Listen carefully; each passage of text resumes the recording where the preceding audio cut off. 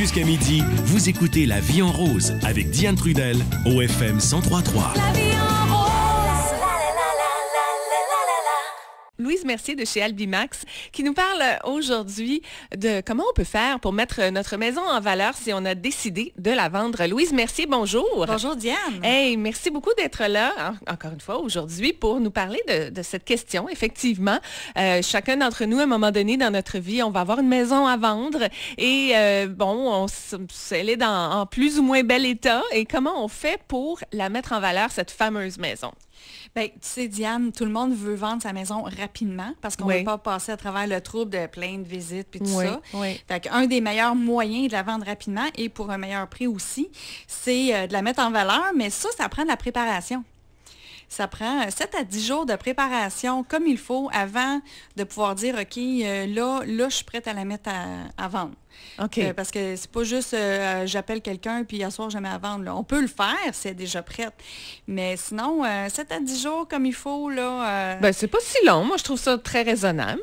Oui, bien tout à fait. Pour avoir des milliers de dollars de plus dans le fond. Là. Oui. Alors, à quoi on pense là, quand on veut mettre en valeur sa maison en premier? En premier, c'est qu'il faut avoir d'autres yeux. Il faut avoir les yeux d'un acheteur. Est-ce que j'achèterais cette maison-là dans cet état-là? Parce que dans le fond, des fois, on veut vendre notre maison parce qu'on veut du plus neuf ou tout ça, mais l'acheteur aussi, peut-être qu'il veut du plus neuf. Du plus neuf ou du mieux arrangé, du mieux rénové, du mieux tout ça.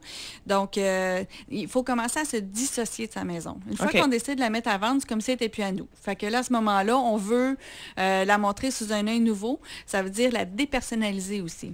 Ça, on l'entend souvent parler, mais ce que je peux te dire, c'est que quand on visite avec des acheteurs puis que la maison n'est pas dépersonnalisée, c'est « Ah, c'est qui reste là? Oh, qu'est-ce qu'il y a? Ah, mon Dieu, il doit bien vieillir. » Tu sais, sur les photos. Les acheteurs veulent pas regarder les photos qui sont sur les murs puis tout ça. Fait enlevez-les. On aime mieux au lieu que l'acheteur dise « C'est qui habite là? » que « Hey, je me verrais vivre ici. » On aime mieux qu'il soit focusé sur pourquoi il est là. Pas défocusser, là. Sinon, ça distrait les photos. Effectivement. Ouais. Et l'agent immobilier a d'autres choses à faire que de parler de la famille qui vit là aussi. Ben là. oui. On veut parler de la maison. Exactement. Oui. Ben, c'est sûr, parce que le but des visites, c'est les maisons. Oui. L'autre chose aussi, de prendre ça comme une blind date. OK. Ouais, explique-moi ça. Drôle, hein? Oui. On va prendre ça comme une blind date. C'est comme, mettons que tu as une blind date, au fur et à mesure que tu t'approches, tu dis, OK, c'est-tu vraiment cette personne-là ou c'est-tu vraiment cette maison-là ou pas ça? Veux pas, tu compares avec les autres qui sont autour sur ton chemin en te rendant à ton blind date. Oui. Fait que là, c'est comme, si la maison que toi, tu as à vendre est moins belle que toutes les autres du quartier, le blind date sera peut-être pas réussi, là. Hein? Oui. Fait qu'il faut la mettre vraiment attrayante à l'extérieur aussi. OK. Mais là, si on fait ça, ça va prendre plus que 7 à 10 jours. Parce que, disons qu'on a à refaire le trottoir ou l'entrée de garage, bien là... On peut demander de l'aide à des amis. Oui. Sinon, c'est intense, OK? Oui. Fait que c'est ça. Fait qu'il faut vraiment que ça soit attrayant dès le premier coup d'œil. C'est la même chose, une maison et les gens. Tu sais, en 30 secondes, on a déjà une idée de fait. Donc, si les gens, déjà de l'extérieur, ils voient qu'il y a une négligence, ben là, ils vont juste regarder la négligence que peut-être, même pas à l'intérieur, mais ils vont la chercher. Oui. Il y a les odeurs aussi, hein? Donc, ça aussi, là, en rentrant, dès qu'on rentre, il faut que ça sente bon, il faut que ça soit désencombré, ça, on ne le dira jamais assez, nettoyé, rangé, désencombré, réparé. Une autre affaire aussi que je remarque, c'est que what you see is what you get. Ce que vous voyez, c'est ce que vous achetez. Donc, s'il y a le lustre de grand-maman dans la salle à manger là, que vous voulez repartir avec, changez-le tout de suite. Parce que quand il va venir le temps d'un offre d'achat, là, vous allez dire, le lustre, il est exclu. Mais là, qu'est-ce qui va être à la place? Une petite pochette avec une ampoule? Ça va être quoi? Fait que c'est toutes des questions que les acheteurs se posent. Fait que changez-le. Il y en a qui ont des sièges de toilette bien spéciales. Fait que changez-le si vous voulez partir avec. Tu sais, changez, mettez ce qui va rester. L'autre chose aussi que je vois beaucoup, quand on rentre ailleurs, des fois, on voit des photos en gros plan d'un spa. Mais il est exclu, le spa.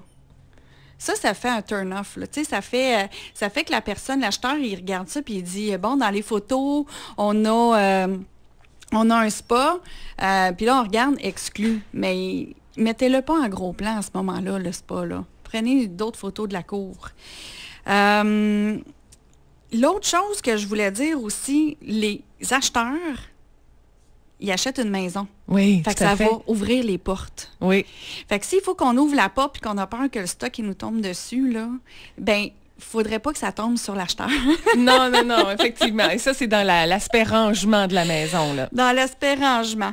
Mais ce que je peux dire, en gros, c'est qu'il faut vraiment se remettre comme si nous, on était en train d'acheter, de dépersonnaliser, de voir avec des nouveaux yeux, puis de plus être là. Puis l'autre chose, c'est que quand on visite, on est minimum 3. Puis des fois, on est plus avec les enfants, si les enfants ils visitent. Mettez moins de meubles pour que ça soit fluide quand on passe, qu'on n'ait pas à se pencher, qu'on ait peur de se frapper la tête ou qu'on ait peur de se frapper les pieds. Parce que s'il y a une fluidité dans la maison, déjà les gens vont sentir qu'elle est plus grande, vont sentir qu'elle est plus accueillante. Donc si vous avez beaucoup de meubles, mettez-en en entreposage ou chez des amis, ou mais il faut que ce soit fluide. Alors, si on veut se rappeler de tous les points que tu as mentionnés aujourd'hui, Louise, on va sur ton site Internet. Bien, vous pouvez venir sur le site Internet, mais encore mieux, à chaque fois que vous allez rencontrer un courtier immobilier Albimax pour une évaluation de votre propriété, il va vous remettre 21 trucs et conseils. Ah, génial. Donc, ça, c'est encore mieux. Sinon, le site Internet pour pouvoir rencontrer des courtiers Albimax, c'est le www.albimax.com ou 1-855-Albimax. Super. Merci beaucoup, Louise. La radio allumée. FM 103.